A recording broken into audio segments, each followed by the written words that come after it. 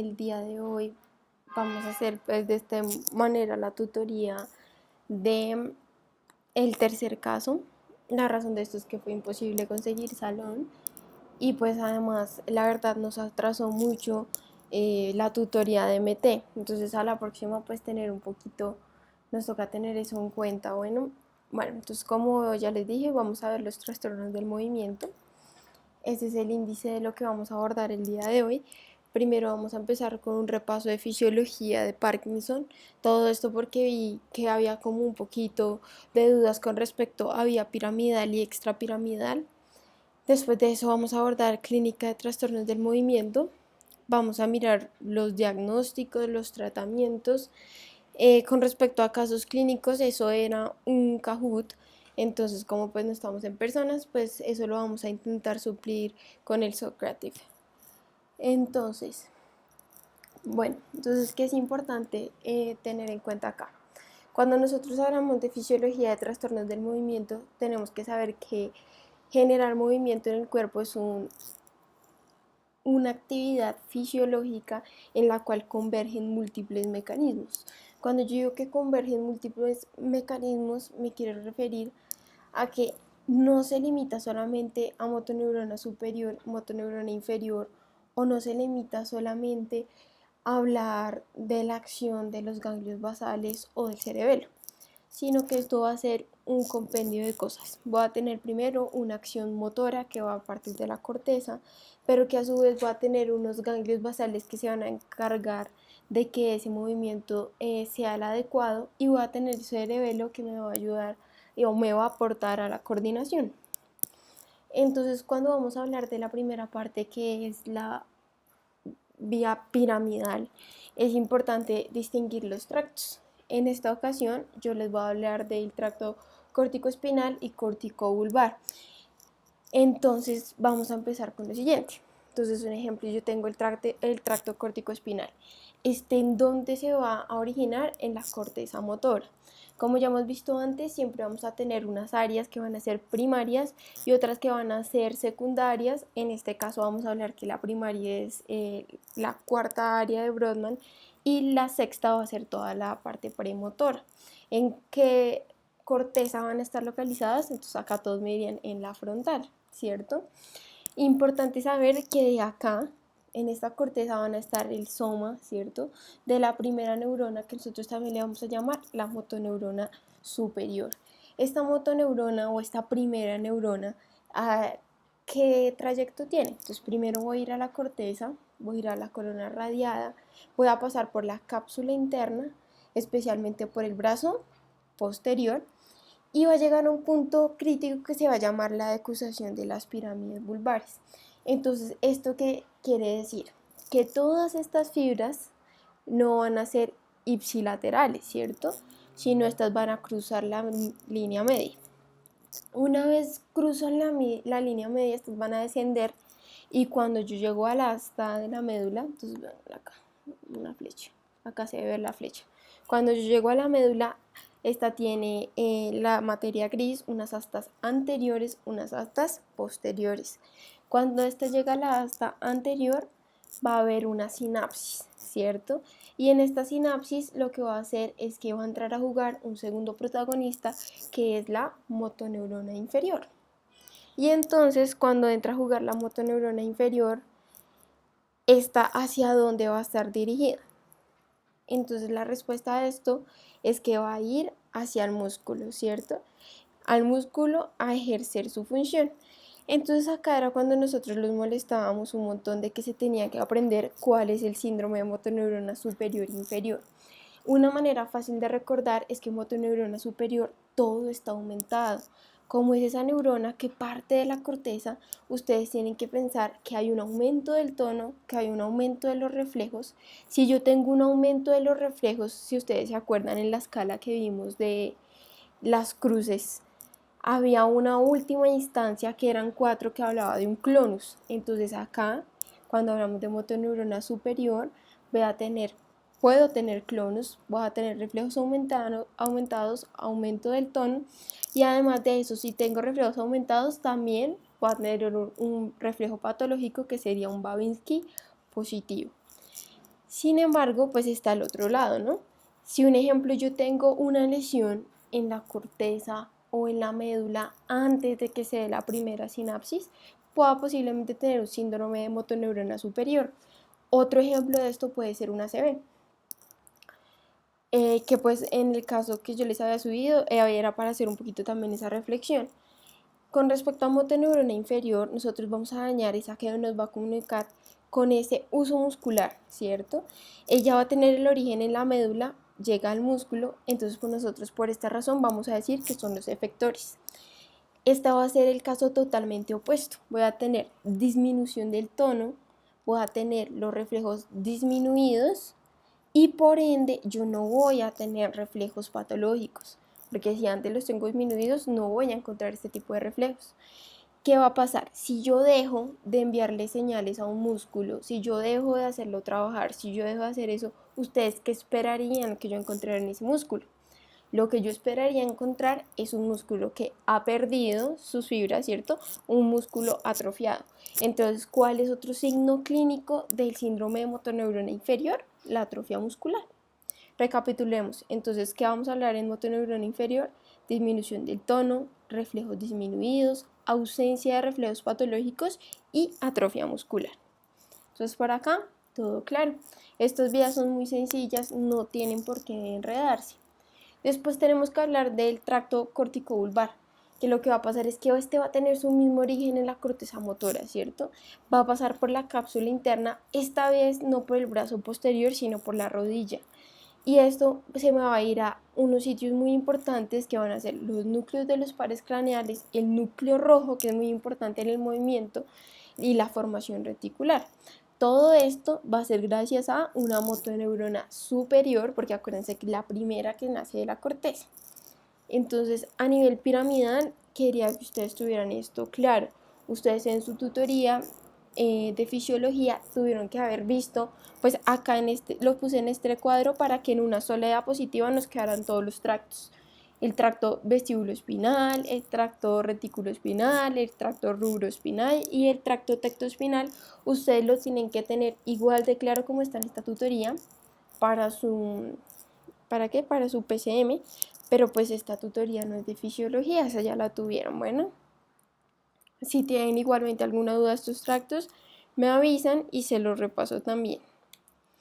Entonces, ya hablamos de que tenemos un control piramidal, pero hay una clave y lo que va a pasar es que en todos estos trastornos del movimiento va a predominar en la patología, en la fisiopatología, todo el componente extrapiramidal. Y el componente extrapiramidal tiene un grueso que van a ser los ganglios basales. Entonces vamos a tener sustancia nigra, ¿cierto? Que va a tener dos pars, pero en la que me va a centrar es la pars compacta. Voy a tener el striatum, voy a tener el globo pálido tanto externo como interno, el núcleo subtalámico, el tálamo y finalmente la corteza. Entonces, para que no nos perdamos, de corteza cerebral a striatum siempre va a tener un único neurotransmisor. Este va a ser el glutamato. Y glutamato es excitatorio, ¿cierto? Del striatum al globo pálido externo siempre va a tener un neurotransmisor que es GABA y GABA es inhibitorio.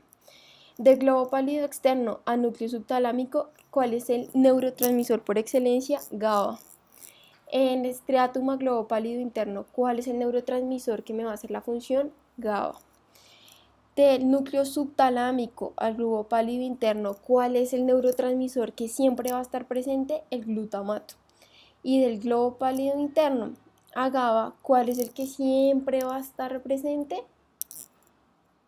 Del globo pálido interno a tálamo, ¿cuál es el que siempre va a estar presente? Pues GABA.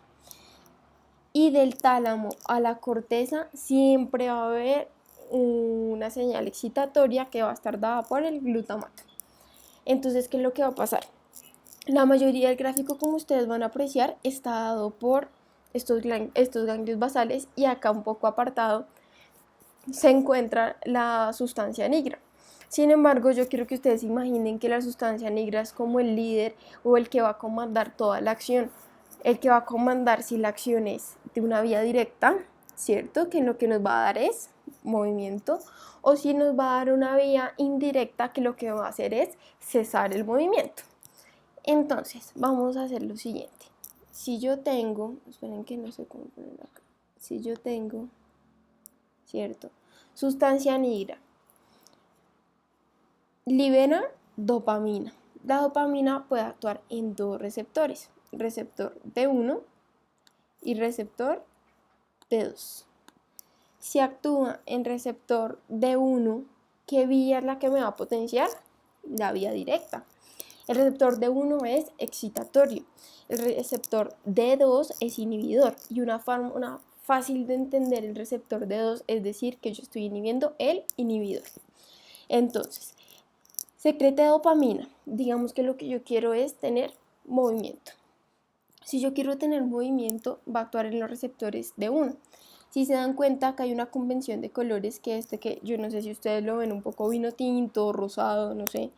Pero si es D1, yo hacia qué lado me voy a ir, vamos a seguir la flecha.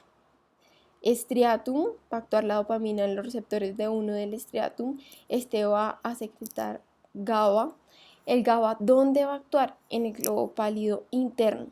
Si yo secreto GABA al globo pálido interno y decíamos que era inhibitorio, entonces ¿qué es lo que va a pasar? Lo va a apagar. Si yo apago al globo pálido interno, yo no voy a tener función del globo pálido interno. Entonces, si yo no tengo función del globo pálido interno, él nunca me va a inhibir el tálamo. Si yo no inhibo el tálamo, yo voy a dejar que actúe solo. Entonces, striatum secretó GABA, inhibí globo pálido interno. Este no inhibió el tálamo, por ende, el tálamo se va solito a hacer su función, va a activar la corteza, voy a favorecer el movimiento.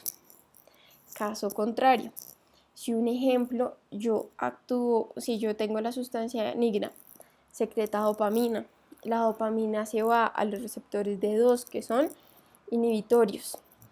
Esta me va a secretar GABA. Este GABA, ¿dónde va a actuar? Esta vez va a actuar en el globo pálido externo.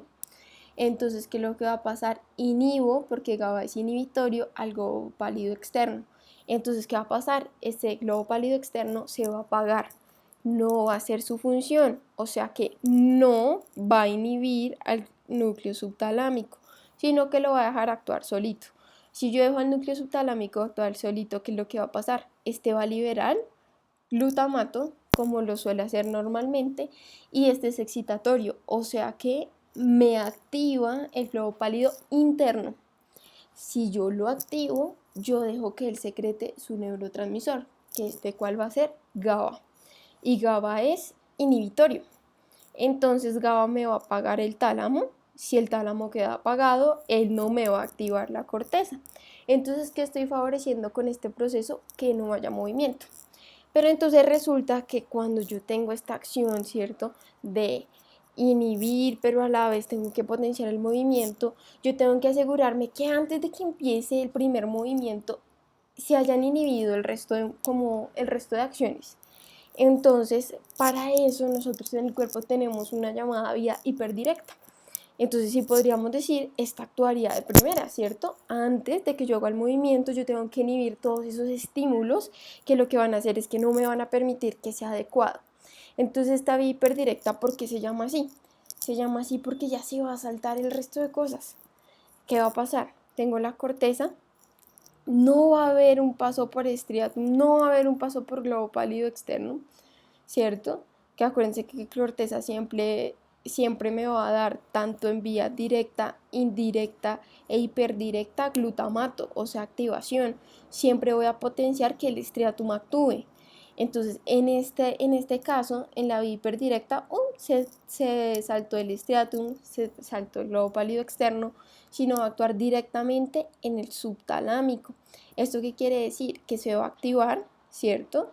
Si se activa, va a secretar normalmente glutamato, que es excitatorio.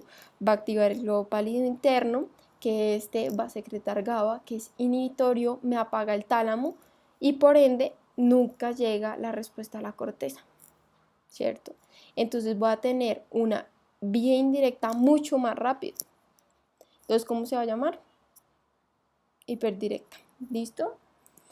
Entonces, vamos a hacer un pequeño repaso acá, hasta acá. D1, excitatorio. D2, inhibitorio. ¿Listo? Listo.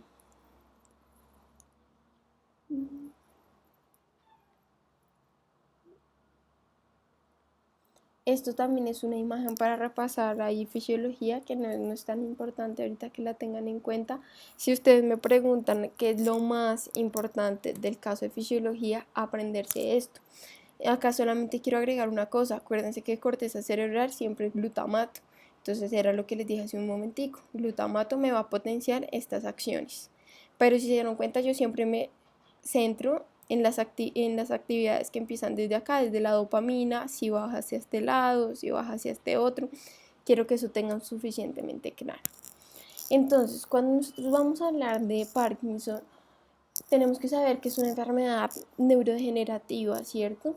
Que va a tener una serie de manifestaciones cardinales y otras accesorias que van a ser de características motoras y de otras características no motoras. Esas van a ir apareciendo según la progresión de la enfermedad. Sin embargo, ustedes van a tener siempre 4 hallazgos clínicos importantes. Primero, bradicinesia, que ¿qué quiere decir? Disminución en la velocidad de los movimientos. Entonces ustedes se van a dar cuenta en la marcha, un ejemplo del Parkinson y demás, que el paciente va un poquito más lento, también con los movimientos de las manos, todos los movimientos que son en sí voluntarios que el paciente quiere hacer y que requieren de una alta, o sea, cuando hablo de complejos, que también requieren de una alta como coordinación y demás. Va a tener el temblor en reposo. Entonces acá me gustaría preguntarles, ¿el temblor en reposo en un paciente con Parkinson comienza en un solo miembro o es bilateral? Entonces se pueden tomar este momentico para pensar. Listo, en verdad lo que va a pasar es que este temblor va a ser unilateral. Si es bilateral, posiblemente no sea Parkinson. Va a encontrar rigidez, ¿cierto? Que si se acuerdan cuando hablábamos de tono, siempre hablamos de unos signos que ustedes me van a decir, pues son los más frecuentes, ¿cierto? Rueda dentada, ¿se acuerdan? Y demás, entonces es muy importante que los tengan en cuenta. Y voy a tener una cosa que es la alteración de la pérdida postural. ¿Listo?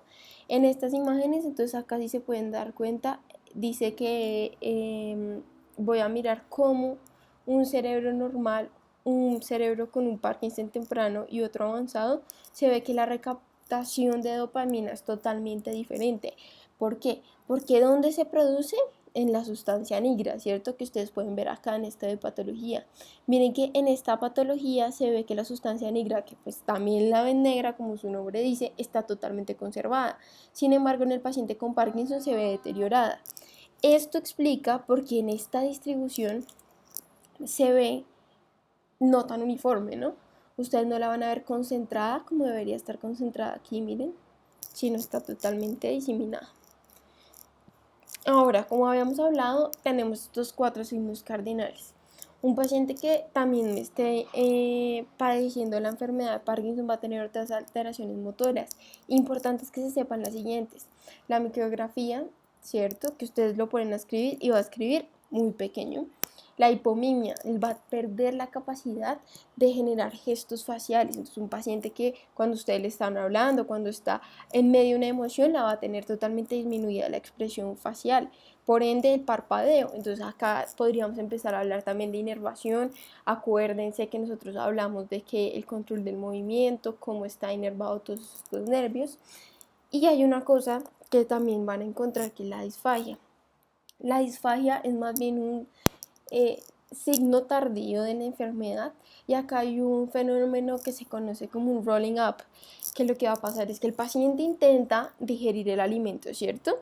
Se me está yendo por el esófago ese alimento, pero como yo tengo un problema de un Parkinson avanzado, que por ende la inervación del 10º y en parte del noveno se ve afectado, entonces lo que va a pasar es que va a ir hacia arriba, por eso se llama rolling up, y lo que va a pasar es que el paciente va a empezar a tener como si fuera un tipo de reflujo, pero se llama disfagia. Otro tipo de manifestaciones no motoras es la anosmia, ¿cierto? Van a haber todo tipo de trastornos del ánimo, y cuando yo digo trastorno del ánimo es que el paciente con Parkinson tiene una alta probabilidad de tener al mismo tiempo depresión, de sufrir de depresión. Entonces un paciente que toca estarlo evaluando. A nivel autonómico va a tener hipotensión ortostática, ya hablamos del tubo digestivo, y de vías urinarias es muy importante saber que es un paciente que puede tener también disfunción sexual. Ya hablamos cuáles eran los signos acá. Estas tablas me parecieron muy buenas, pues como que resumen como tal qué hallazgos van a empezar a encontrar. Me gustaría que las revisaran, pero cardinales los que están en la tabla naranja. Ahora sí, cuando yo voy a hablar de un diagnóstico de Parkinson, es que hay que saber que tengo unos criterios de inclusión, otros de exclusión. Entonces, ¿qué es lo primero que va a tener? Siempre el paciente tiene que tener bradiginesia más alguno de los dos siguientes, o rigidez o temblor en reposo, siempre. Entonces, una vez un paciente cumple con estos dos criterios, tienen que mirar qué otros le van a soportar a usted esa probabilidad diagnóstica. Primero, si el paciente es respondedor a una droga dopaminérgica. Entonces, ustedes ahorita vamos a ver que nosotros tenemos unos agonistas. Si el paciente responde a este, o si en vez de un ejemplo, si responde a algún tipo de medicamento, posiblemente se trata de Parkinson, ¿cierto? Porque si tiene un problema en la producción, posiblemente eso es lo que me lo va a suplir.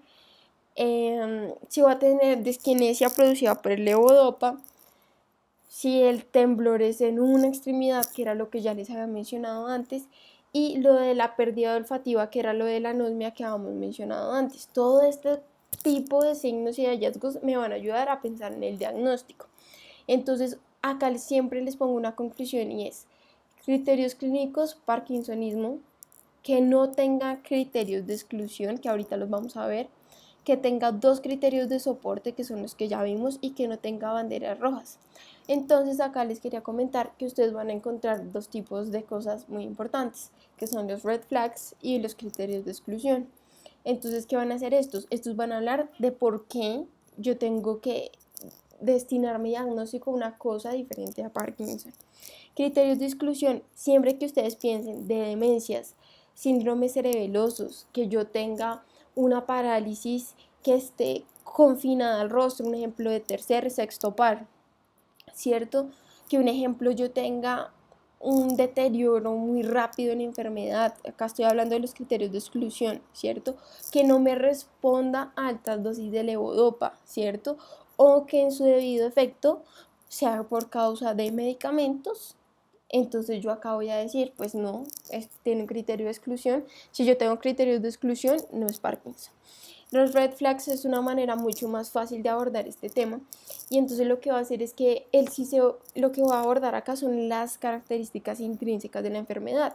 Primero, no tiene que progresar rápidamente. Ustedes no esperan que un paciente con Parkinson, pues a los 5 años, como les puse ahí, no pueda caminar. No, eso es a los 5, 6, 7 años sí puede haber disfagia, pero a los 5 años que no pueda caminar no los tienen que hacer sospechar que no es. Si no progresa, pues también sería extraño. Toda la parte de disfunción vulvar, disfonía, disartria, disfagia, que fue lo que ya vimos, pues tiene que estar, pero no rápido, como ya les mencioné. Algún fallo autonómico también muy rápido no puede ser Parkinson. ¿Qué otra cosa es importante? O sea, que sea bilateral tampoco. Que este video yo empecé diciéndoles que cómo era ese temblor. Siempre unilateral, generalmente de miembro superior. O pues también puede ser miembro inferior, pero unilateral. Y como tal, pues sí, esto es lo que va a hacer. Si yo no tengo ni red flags, ni criterios de exclusión, ¿cierto? Tengo criterios soporte y tengo estos dos claves, la bradicinesia más temblor o rigidez, tiene Parkinson, ¿cierto? Entonces acá uno tiene que hablar de diagnóstico diferencial, y cuando uno habla de diagnóstico diferencial, lo primero que se le van son otros trastornos del movimiento, porque es que la base fisiológica de estos son ganglios basales, 2, demencia por cuerpos de Lewis, temblor esencial, que ahorita lo vamos a ver, y degeneración corticobasal. Además de eso, existen otras 3 clínicas importantes, que es la atrofia sistémica múltiple, el síndrome corticobasal y la aplasia supraventricular progresiva. Entonces siempre se acuerden de esto muy fácilmente. Atrofia sistémica múltiple, siempre cerebelo y toda la parte autonómica. Un paciente que tenga algún tipo de descoordinación, ataxia asociado a disfunción autonómica, este puede ser un diagnóstico diferencial.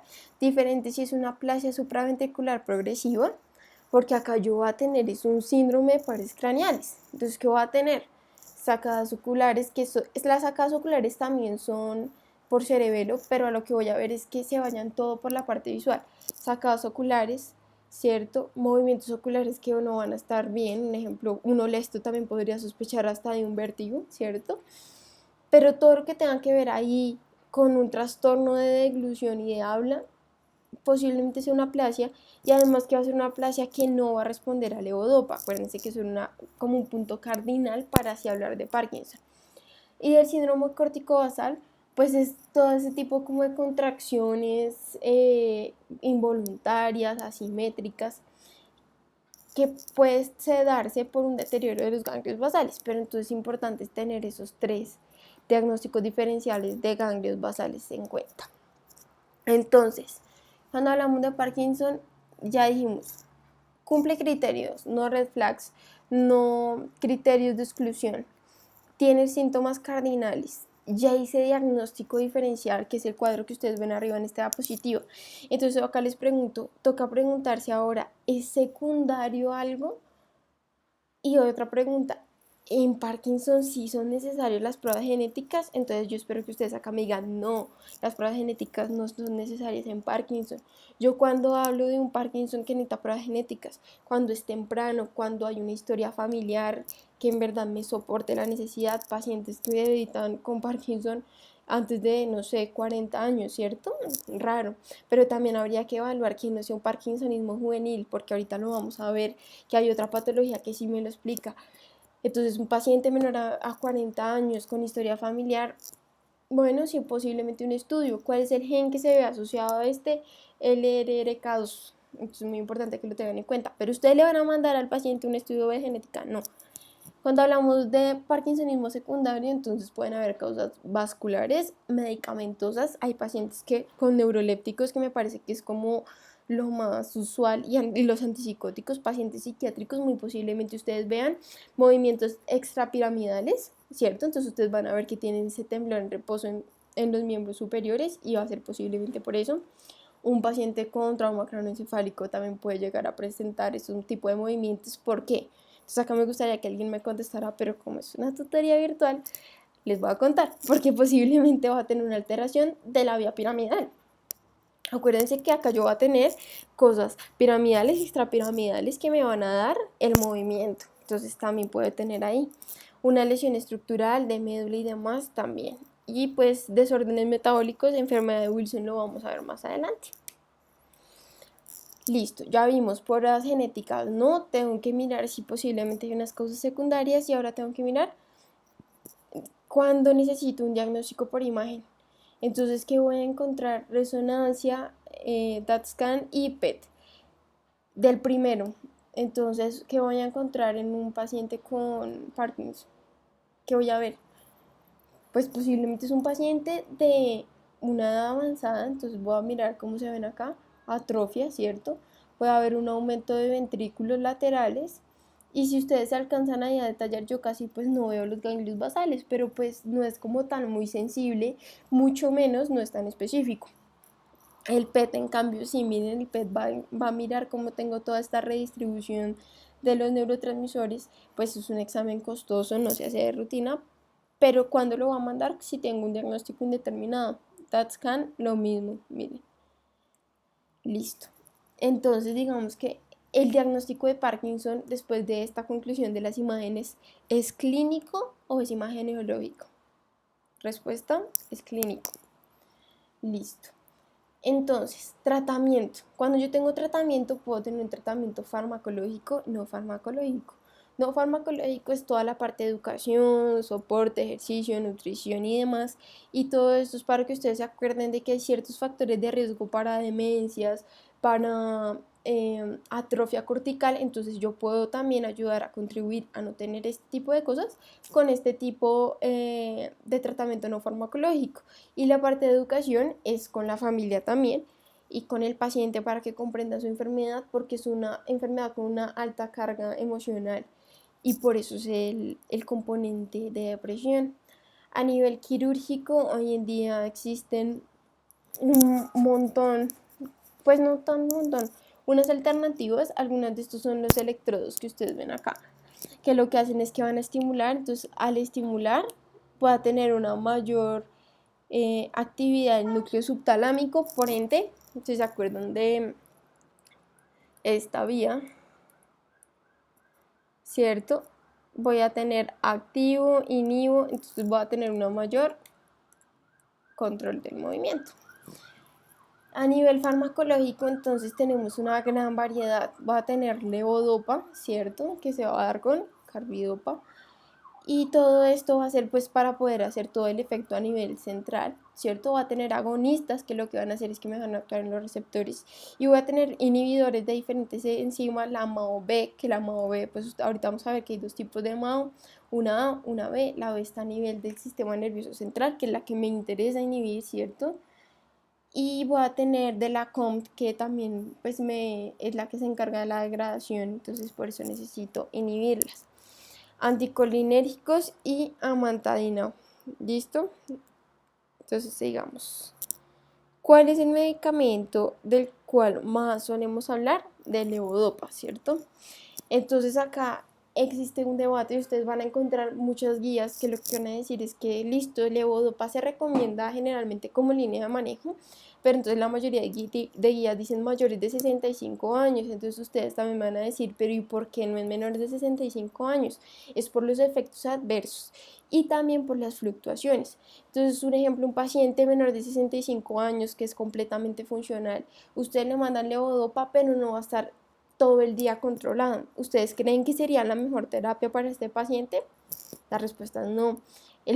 Yo preferiría tener un paciente menor de 65 años con agonistas que todo el tiempo me estén haciendo la acción, a un paciente que pues tenga fluctuaciones, y además porque va a ser neurotóxico y va a tener otros signos como un poco no tan agradables, como que a veces también puede tener un poquito de bradicinesia, ¿cierto? Listo. Entonces, esto lo que va a hacer es que la levodopa, como su nombre lo dice, es un agonista del receptor de dopamina a nivel central. Entonces yo lo que voy a necesitar es que este me llegue. Ahorita al final vamos a ver una imagen que nos resume muy bien todos estos medicamentos y que actúe. Sin embargo, si esta yo la mando solita, ¿cierto? A nivel periférico yo tengo una enzima que se va a llamar la dopa descarboxilasa. Si yo la dejo ir solita a la levodopa, esta me la degrada toda. Entonces cuando yo llegue al sistema nervioso central no tengo nada, no voy a tener ningún tipo de agonismo. Entonces yo lo tengo que dar con levodopa carbidopa. Eso ya viene en una sola presentación. Y lo que va a hacer es que como yo tengo la carbidopa, esta lo que va a hacer es que me va a inhibir, ¿cierto? La dopa descarboxilasa. La carbidopa inhibe la dopa descarboxilasa. Si yo inhibo la que me detenía, que la levodopa, me llega al sistema nervioso central, ¿qué es lo que va a hacer? Va a haber un aumento de la bioespinabilidad a nivel del sistema nervioso central, ¿cierto? Entonces es muy importante que lo tengan en cuenta. Acá es muy importante pues la relación que siempre debe haber en cuanto a la medicación, 25/250. Acá les voy a decir, los que ahorita vayan a hacer el Sócrates, acá les voy a soplar una respuesta. Miren cuál es la relación que tiene que haber entre estos dos medicamentos. Esto es algo que ustedes tienen que saber, no lo quiero decir acá, sino quiero que lo busquen. Miren acá, 25/250, ¿cuál es la relación? Entonces cuando hablamos de esto, pues es un buen medicamento porque ¿qué va a hacer? Pues tengo dopamina en el sistema nervioso central, tengo dopamina en esos ganglios basales, que es lo que les hace falta. Pero ¿cuáles son los problemas? Siempre estos: náuseas, somnolencia y todo lo que tenga que ver con vómito, o sea, emesis o mareo. Puede llegar a tener confusión, sí, pero también a nivel hematológico voy a tener que van a aumentar los niveles séricos de homocisteína y por ende tengo baja vitamina B12 y mayor riesgo de fracturas. Entonces también, pues sí, o sea, tiene unos efectos adversos un poco deseados para un paciente mayor de 65 años, sumados a las fluctuaciones, bradicinesia y neurotóxicos. Sin embargo, en la mayoría de textos sí dice que es primera línea. Y ustedes van a ver en la práctica clínica que la mayoría tienen la levodopa. Entonces, agonistas de dopamina tenemos muchos. Por si les puse ahorita en la siguiente diapositiva, sale el resto de presentaciones, vienen parches, vienen pastillas, vienen todo. Importante, lo puedo dar como monoterapia. ¿Se acuerdan que hace poco hablábamos que en menores de 65 años lo puedo dar como monoterapia? Y en esos pacienticos mayores de 65 años que de cierta manera empiezan a tener muchos efectos adversos con la levodopa, lo puedo ayudar, o sea, lo puedo dar como un ayudante en esas fases tardías de la enfermedad. ¿Sí ven? Cuando no responde. Entonces, ¿qué es lo que tiene de beneficios? No fluctuaciones, menos disinencias, pues sería lo mejor. Siempre estos qué efectos van a tener: mareo, somnolencia, náuseas, ¿cierto? Igual, sigue igual. Va a tener una cosa así muy importante de la bromocriptina, esto no se les puede olvidar, que es el fenómeno de Raynaud, ¿cierto? Va a tener eritromegalia y puedo sí o no tener fibrosis pulmonar. La fibrosis pulmonar no es tan frecuente, sin embargo es importante que lo tengan en cuenta. Más frecuente el fenómeno de Raynaud. Listo. También puedo tener síndrome de regulación dopaminérgica, que se acuerdan que así mismo como nosotros tenemos un síndrome serotoninérgico, también puedo tener este mismo efecto con respecto a la dopamina. Y es cuando tengo unas altas dosis de medicamento, tengo una, mejor dicho, como una super biodisponibilidad del mismo. Entonces va a tener desorden de control de impulsos y demás. Acá les compartí las dosis, cómo inicia. Generalmente estas van siendo escalonadas hasta cuando yo como que voy mirando con qué dosis se controla el paciente. Siempre va a tener una dosis máxima antes de que se vuelva tóxico. Entonces acá les dejo las presentaciones. Entonces este es el parche que les mencionaba. Acá hay una inyección subcutánea que se llama la apomorfina, que esta lo que va a tener es que tengo una dosis basal, pero también puedo llegar a tener unas dosis de rescate al día, y el resto sí son comprimidos. Este caso tiene la parte de fármaco es muy sencilla, porque todo tiene que ver cómo se metaboliza la dopamina. Como ya hemos hablado, nosotros tenemos unas ciertas enzimas. Entonces tenemos la MAO, y la MAO, ¿cierto? La tenemos de dos tipos, MAO A y MAO B. ¿Dónde se encuentra la enzima MAO B? En el sistema nervioso central. Y la MAO A, mientras tanto, es mucho más periférica. Entonces, ¿qué es lo que va a hacer? Estas son las que hacen toda la oxidación de las monoaminas y por ende son las de la degradación de estas mismas. Entonces, ¿qué es lo que va a hacer? Yo no voy a querer de que me degraden, ¿cierto? Y que no pueda hacer la función. Entonces, por eso es muy importante inhibir esta enzima, ¿cierto? También vamos a ver que hay otros inhibidores de otra enzima que se llama la COMT, pero pues importante la tengo que inhibir. Siempre va a tener dos, que van a ser selegiline y rasagiline. Entonces, yo siempre me acuerdo que los inhibidores de la MAO son, pues esto es yo siempre les doy mnemotecnias. Todas las Angelina Jolie son los inhibidores de la MAO, entonces son estos dos, selegiline y rasagiline. ¿Listo? Sí, esto suele ser una opción para inicio temprano, como puede incluso como monoterapia, aunque también puede ser ayudante. Entonces, si yo tuviera que resumir, ustedes me van a decir, pero bueno, Mariana, y la primera y segunda línea, es una muy buena pregunta. Entonces, si yo tengo un menor de 65 años, ¿con qué empiezo? Con agonistas. Puedo sí o no mirar si necesito un ayudante, puedo usar IMAO, ¿cierto? Puedo usar COM. Y si es mayor de 65 años, ¿yo qué preferiría? Levodopa, carbidopa, miren lo que sale en la mayoría de guías. Sin embargo, dicen que cuando el paciente es refractario al tratamiento, lo que uno tiene que hacer es que doy un agonista más un inhibidor, porque el inhibidor me va a potenciar el agonista, porque como yo estoy dando algo que me va a hacer la acción de la dopamina y estoy inhibiendo que me lo degraden, pues voy a tener una óptima actividad del mismo. Entonces, selegiline es selectivo de la MAO-B, ¿cierto? una cosa muy importante es que neuroprotector, y cuando hablamos de que hablamos de toda esta parte degenerativa, es bastante bueno, y por eso es que se dan estadios tempranos. La dosis la ven ahí, 5 miligramos día por la mañana. No se recomienda más de 10 miligramos al día. La resagelina también es selectivo a la MAO-B, neuroprotector, doy 1 miligramo día, y si o no, como yo ya les decía, yo puedo ser ayudante. Si lo puedo dar con levodopa, lo puedo dar 0.5 miligramos. ¿Listo? ¿Cuáles son los efectos que son clásicos de todos? Náusea, cefalea, confusión. ¿Cuáles eran unos efectos diferentes? ¿Se acuerdan? ¿Cuál tenía? Fenómeno de Raynaud en agonistas de dopamina. Listo. Ahora, amantadina. ¿Qué es la amantadina? Un antiviral, ¿cierto?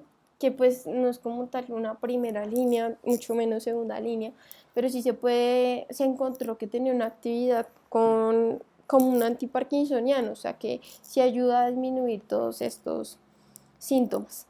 Entonces, ¿qué es lo que va a hacer? Aumenta la liberación de dopamina, va a inhibir que ¿cómo decirlo? Que se recaude, o sea, como que vuelva a entrar a la neurona, entonces por ende va a tener más dopamina por más tiempo en la hendidura sináptica haciendo su función sobre el receptor. Entonces voy a estimular más esos receptores y además de eso va a ayudar al glutamato ahí con los receptores NMDA. Entonces, ¿qué puedo hacer? Ahí dice que se puede llegar a usar como monoterapia. Sin embargo, pues es muy importante ver como tal un efecto adverso que tiene, y es que es el lívido reticulares, que es la imagen que ustedes ven acá. Como un ejemplo, mirar que no sea de lívido reticulares, hay unos que dicen que es dependiendo dosis y respuesta, otras partes dicen que no. Es importante saber que pues lo tengo que dar 100 miligramos al día, ¿cierto? Como inicio, y después esto lo puedo duplicar y va a ser lo que voy a dar al día. Entonces en total serían 200 miligramos al día en 2 dosis. Los anticolinérgicos, pues es básicamente decir que voy a potenciar la actividad colinérgica, ¿cierto? Entonces, mejorar los síntomas de esta manera. Básicamente se dice que es mejor darlo en menores de 70 años, pero igual, pues primera línea, no tanto. Los estrógenos, se ha mostrado que los estrógenos son ayudantes en las mujeres posmenopáusicas, entonces es muy importante tenerlo en cuenta que posiblemente una paciente que sea mayor de 65 años, que esté presentando un Parkinson, que tenga muchas fluctuaciones. Si un ejemplo es con respecto a una mujer que esté recibiendo una terapia de reemplazo hormonal y otra que no, pues posiblemente tiene mejores resultados la que sí la está recibiendo. Y entonces, si ustedes se dan cuenta, son muy fáciles de entender los medicamentos de este caso. Y una manera fácil de resumirlo es la siguiente, es el siguiente esquema que me parece hermoso. Y es mirar cuáles me van a actuar a nivel circulatorio y cuáles a nivel como ya central cuando yo ya paso la barrera hematoencefálica. Entonces, ¿cuáles son los primeros que va a tener? Entonces, primero me van a decir cuáles son los que inhiben esa enzima que me degrada la levodopa. Entonces, ¿cómo se llama esa enzima? Dopa descarboxilasa. ¿Y cuál es ese medicamento? La carbidopa. Entonces, carbidopa, ¿dónde lo va a tener? A nivel de circulación. Y también va a tener los inhibidores de la COMT, que tenemos el tolcapone y entacapone. Entonces, acá se me olvidó. Acá esperen. Es que yo sí decía, no, hacémonos esta parte, me quedo esa diapositiva donde no era. Entonces, acá, ya que me acordé, entonces tenemos los inhibidores de la COMT, que es muy importante saber que también va a inhibir la COMT, que es una enzima, ¿cierto? ¿Cuál es la función de esta enzima? Entonces acá, ¿ustedes qué me tendrían que decir? Entonces, acá es para hacerlo un poco más didáctico, pero lo que va a pasar es que voy a agregar las catecolaminas, ¿cierto? Entonces, ¿qué va a pasar? Si yo la inhibo y aumento el tiempo en que se agradan esas catecolaminas, pues voy a prolongar todo el efecto de la dopamina. Por ende, si un ejemplo, si yo lo doy como ayudante con levodopa, pues posiblemente voy a prolongar los efectos. ¿Cuáles son los representantes de esto? Entonces yo siempre me acuerdo del Padrino, de esa película, y siempre son tolcapone y entacapone. ¿Cuál es el peor de todos? Tolcapone. ¿Y por qué digo que es el peor de todos? porque si bien actúa a nivel central, que por ende debería ser muy bueno, ¿cierto? Tiene altos niveles de hepatotoxicidad, ¿cierto? El resto de efectos sí lo comparten los dos, las discinesias, las alucinaciones, la confusión y las náuseas. Pero importante, tolcapone que produce hepatotoxicidad, esto no se les puede olvidar. ¿Cómo actúa esto? Pues yo voy a reducir la metilación de la levodopa y la dopamina. Si yo reduzco la metilación, o sea que si hago que actúe más, porque cuando yo la metilo no está haciendo la acción. Si yo reduzco la metilación, va a aumentar la vía media y la biodisponibilidad. Entonces ya acá volviendo a nuestro gráfico, entonces ¿cuál va a encontrar a nivel circulatorio? Carbidopa y todos los inhibidores de la COM, tolcapone, entacapone. ¿Cuáles también voy a encontrar cuando yo paso acá? La levodopa, digamos que ya la levodopa o a nivel central ya la dopamina, ¿cierto? Yo la tengo a nivel central. Digamos que acá ya tengo el precursor, llegó, tengo la dopamina y me voy a enfrentar también a unas enzimas COMT y MAO-B. A nivel central, ¿cuál actúa? ¿Tolcapone o entacapone? Tolcapone, que es el que genera hepatotoxicidad. Y también voy a tener los inhibidores de la MAO-B, selegiline, resagiline, que acuérdense que son neuroprotectores. Entonces, acá van a actuar COM, inhibidores de la COM, de la MAO-B, pero también se acuerdan que hablábamos de la amantadina, que la amantadina me aumentaba los niveles de dopamina, entonces acá también van a actuar a nivel central. Y por supuesto, a nivel central, ¿cuáles van a ser unos protagonistas? Los agonistas, ¿cierto? Entonces, muy importante tener en cuenta eso. Esta tabla, desde que ustedes sepan esta diapositiva, se saben todo fármaco. Listo, acá siempre me gusta hacer un recorderis de todas las ayudas diagnósticas correspondientes a electromiografía, ¿cierto? A potenciales evocados y también todo lo que tiene que ver a conducción nerviosa. Entonces, electromiografía, que es lo que yo voy a mirar, voy a mirar la actividad eléctrica de la fibra muscular, como ella misma lo dice. Yo lo que voy a tener es que tengo un músculo, no puse una imagen, no, pero digamos que si usara esta imagen de conducción nerviosa, digamos que acá un músculo, yo lo que hago es que le clavo unas agujitas y yo lo que miro es ver cómo se da ese tipo de despolarización. Y esta despolarización va a tener una serie de fases, fase 1, fase 2, fase 3. Estas yo las voy a medir en cuestión de amplitud y en cuestión de duración. Dependiendo del patrón que este me deba dar, yo puedo sospechar de una neuropatía o miopatía. Fin. Si un ejemplo dura más en darse el potencial, o sea, en darse la despolarización de la placa motora, ¿ustedes qué pensarían? En neuropatía. Entonces ustedes me van a decir, ¿por qué? Porque yo no estoy inervando adecuadamente ese músculo, ¿cierto? Entonces necesito mucho más estímulo para que se dé la actividad que yo esperaría en un músculo normal, ¿cierto? En cuestión, un ejemplo de amplitud. Si yo tengo una disminución de la amplitud, ¿en qué tengo que pensar? En miopatía. Si yo la tengo aumentada, en neuropatía. Básicamente es eso. Acá cuando yo hablo de inestabilidad es que muchas veces nosotros tenemos problemas en los nervios periféricos, muchas veces estos se dañan, muchas veces estos se rompen y lo que va a tener es que se van a ¿qué? Pues a dañar y van a intentar reinervar. Entonces por eso es que cuando reinervan pueda tener una alteración como morfológica que me va a hacer pensar en neuropatía. Esto es como yo lo vería normal, ¿cierto? Este es un trazado neuropático. Miren cómo cambió tanto la amplitud como, ¿qué es esto? ¿Se acuerdan? Amplitud y duración. Duración de fase 1, fase 2 y fase 3. Y el patrón miopático. Cuando hablamos de conducción nerviosa, yo tengo que mirar qué tan bueno está ese nervio. Entonces siempre ustedes van a encontrar PANS y las PAMC. Entonces yo acá les preguntaría qué es la PAMS y qué es la PAMC. Entonces es muy importante tener en cuenta que la primera es la que evalúa la conducción nerviosa sensitiva, por eso la S. Y la segunda mira la conducción nerviosa motora. ¿Listo? Entonces, ¿qué es lo que voy a mirar? Tengo acá un ejemplo, ¿cierto? Un bracito. Y tengo acá un nervio, ¿cuál es? ¿Radial o cubital? Si fuera acá, la antena del brazo radial, ¿cierto? Si acá, cubital. Y lo que voy a hacer es que voy a mirar cómo es el potencial de acción en diferentes puntos. Acá están estos varios S. Y si ustedes se dan cuenta, se ve cómo se da la despolarización, cómo se da la despolarización, cómo se da la despolarización. Y esto lo que va a hacer es que me va a decir, un ejemplo, a qué nivel hay una lesión. Si yo tengo algo subclínico que no está diagnosticado y si voy a mirar si hay algún tipo de polineuropatía o mononeuropatía. Entonces yo puedo hacer este estudio y mirar si hay varios nervios comprometidos o si es solo un nervio el que está comprometido.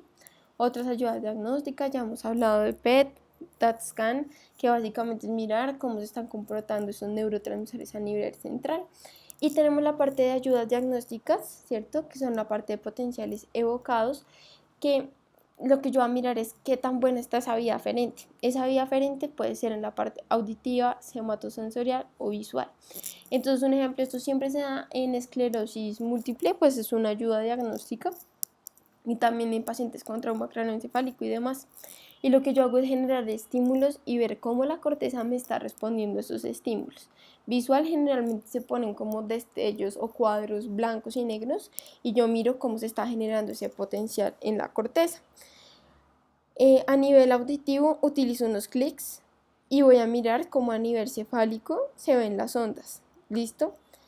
A nivel somatosensorial también voy a poner como, pues pongo el estímulo y voy a mirar cómo esas fibras se estimulan o no. Entonces básicamente estoy mirando toda la aferencia, que es importante. En la somatosensorial, donde está somatosensorial, es muy importante saber que se utilizan dos regiones importantes, que es el nervio mediano, pero también se puede usar el nervio tibial. Aquí voy a cortar este video porque creo que ya está bastante largo, entonces antes de hablar de la otra parte. A ver. Archivo. No sé cómo detenerlo.